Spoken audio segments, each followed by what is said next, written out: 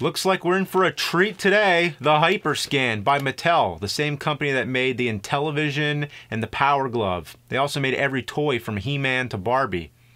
AVGN made toys. Let's see how this piece of shit holds up. It was released in 2006. It's hard to believe a specimen like this would exist at a time when Xbox 360, PS3, and Wii were the current gaming consoles. Nobody ever talked about this one. Let's find out why. The instructions are blinking. That's annoying. Player 1, scan your character card. You have to scan cards to make the game go? Having a disc isn't enough? How about a character select screen? That would have been fine. Scan. Scan, you bastard. Scan a mod card now? What's with all these cards? Just start the fucking game. God damn. The cards were sold separately, so the idea was to combine card collecting with video gaming. Yeah, how about fucking Pogs too? The fact that you always need to be scanning cards means you have to keep the game console on your lap, calling back to the Atari 2600 days where all the switches were on the console. It's still loading. HyperScan. Yeah, it's really hyper.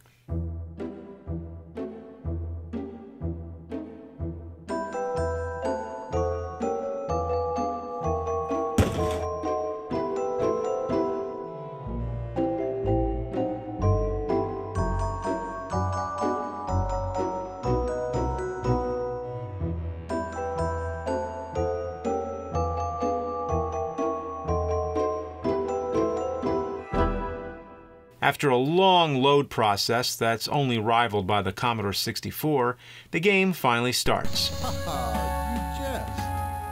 Well, it's a fighting game, a very average one. Average for the early 90s, but this is much later. At least you can say it's better than Shaq Fu. End it. I guess you're supposed to do some kind of finishing move. If only I had the card. I guess finish him is already taken, so let's call it end it. Then you wait through another load screen just to see the character stats. Then it's another load screen just to select the character. And then yet another load screen before the next fight starts. Are you a fan of heavy metal? 3 fucking load screens between matches. Next up, let's try Marvel Heroes. You can already tell that the HyperScan was all about Marvel. Here you can apparently take control of Avenger characters as well as X-Men, depending on which cards you own.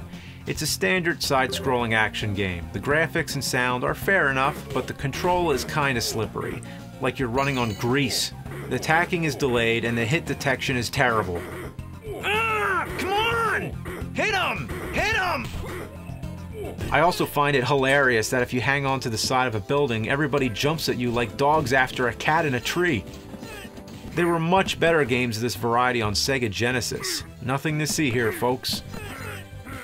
Then there's Interstellar Wrestling League.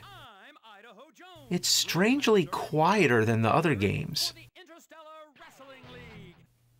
I've never encountered that issue before, where the games have inconsistent volume. Even the scanning is inconsistent. This time it seems like I have to hold the card in place instead of swiping it. Round 1, wrestle! Oh, my face! Here we have a humorous fighting game with controls way more awkward than X-Men. It sort of reminds me of Clay Fighter with its comedic elements, but instead of being charming, it comes off as just plain weird. I like pie. I like to have pie every day. Besides, why are they calling it wrestling when they're not even wrestling? And yes, he just turned into a cheeseburger. At last, we have Ben 10 based on the TV series. It's another side-scroller. You take control of Ben, and using the different cards, you can transform into different alien creatures. By the way, what's that, a Nintendo Wii? I like the concept. The graphics and character animations are great.